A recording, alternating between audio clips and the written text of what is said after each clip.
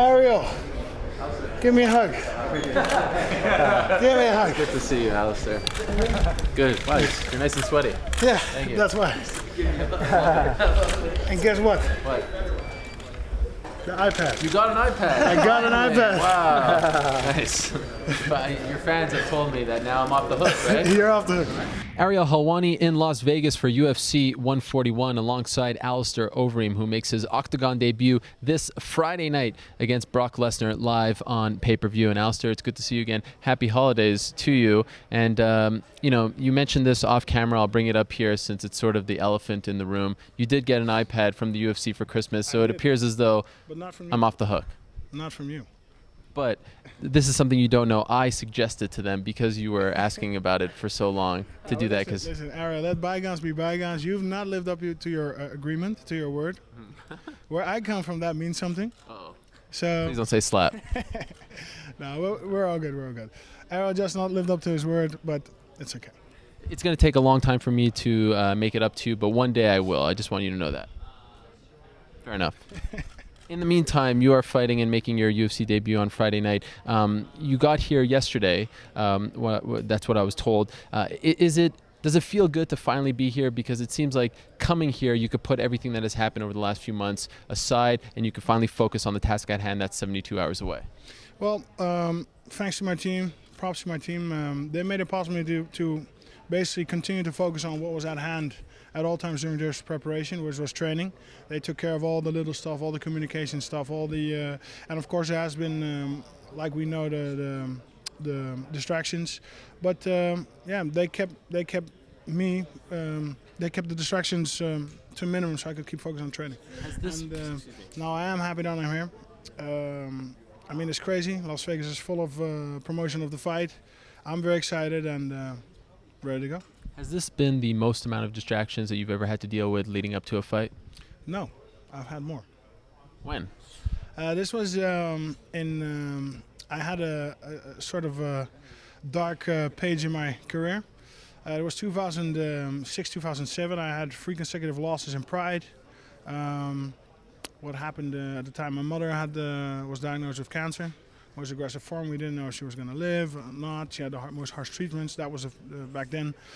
Then I became a father of a lovely daughter, but she was a crybaby. So the first 6 months I couldn't get my night's sleep in.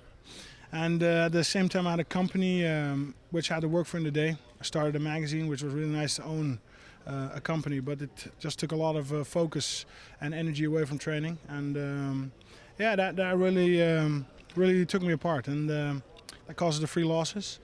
So when I look back at this situation and compare back to then, this was nothing. And also a big note is back then I didn't have the team that I have now, which take all the irons away from me and all the distractions. You also don't have the team that you had just a few months ago. How different has that been for you, and what kind of a transition have you had to make? Because when you surround yourself with some new faces, you do have some familiar faces like Robert Flamingo, but you do have some new faces around you. It takes some time to get used to that. So what kind of transition has that been for you? Well, luckily I already expanded to other gyms for training camps, and I already knew the gentleman that I'm working with now for some time. Of course, it always takes some time to get used to new faces, like you said.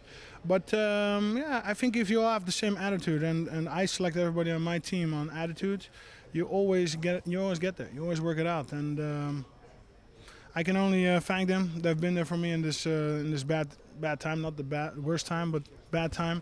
They took care of me. They arranged all the stuff. We put the work in training-wise, and now I'm here. I'm ready. Brock said that when he was offered the fight against you, he didn't even know who you were. Do you believe him? He probably wouldn't. It's kind of amazing, though, right? He's in the UFC. He's an MMA fighter. You've done so much in this sport. To not even know who you are seems almost ludicrous to me. But Brock seems to me as a type. He's living in his farm. No disrespect, but he's just to himself. He's got his team around him, his people. They keep track of everything, and he's just not interested, and he's just doing his thing, and that's fine. I mean, that's just his character. Do you think he's trying to take a shot at you, like you're not on his level? No. I just think he generally doesn't watch K1 or Strikeforce. He's just in the UFC. He follows that. That's his interest. And not to blame him, but that's also where his opponents are. I mean, he's not a K1 fighter, so he's not even a striker. So why would he watch striking? So I don't see it as a low blow. You said earlier that you'd even watch any film on him. Is that because you think that his skills are somewhat rudimentary? You know exactly what he's going to do, so it's not really necessary to study up on him? Well, not rudimentary, but it's pretty straightforward what he's going to do. I mean, it's going to be a fight, and I don't want to get my head stuck in patterns, what he might do or not do. I want to go in there with an open mind and beat him up and not think about what he might do or not. What do you expect him to do? He's going to come in swinging or take down. That's what he always does. So that's basically what he does. It's pretty straightforward. And yeah, and if he doesn't do it, I'm going to have to do it. Final question. Considering your career and some of the things that people even as high as Dana White have said about you, that you're a good striker, but you're not quite a top 10 heavyweight, all the things you've heard throughout your career, do you have something to prove on Friday night? And all the whispers and the drug testing and all that, do you have something to prove on Friday night against Brock Lesnar, arguably the biggest star in our sport? I'm going to have the fight speak for itself. And my other achievements as well. Have it speak for itself. Thank you, Alistair. Good luck on Friday. Thanks.